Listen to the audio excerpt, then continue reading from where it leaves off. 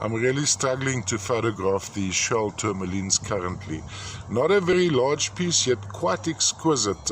Shell tourmaline, of course, is the black tourmaline. Lovely, bright, lustrous shell or black tourmaline from Namibia. Namibian deposits, this would be around the Ronga mountain and surrounds, which would be just outside the little town of Usakos. On your left as you go out of Usakos towards the little seaside town of Swakopmund. Now here you have an abstract. There you have a more typical bends formation there. There I was looking at the wrong angle. There you have the bends on this side. Where would the bends be here? I think maybe tucked into there. That would have been coated by a little bit of feldspar.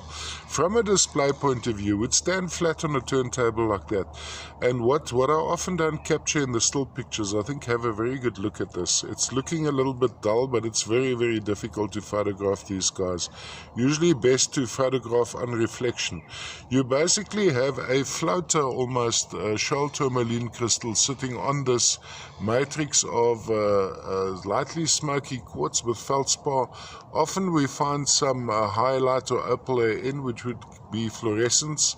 I don't see any on this particular piece, but should I mention it, it would be fluorescent under shortwave UV light. All the way from Namibia, Ronga Mountain and surrounds, another masterpiece. So there you have one termination, actually the absolute perfection as I see it from the top. Maybe a little bit of contact on some of those, some of the feldspars, but hardly noticeable. And there, of course, the lovely large termination here going across like that. So on a dimension, from a dimension point of view, might seem small, but it's a pretty sizable, and it's got a lot of character.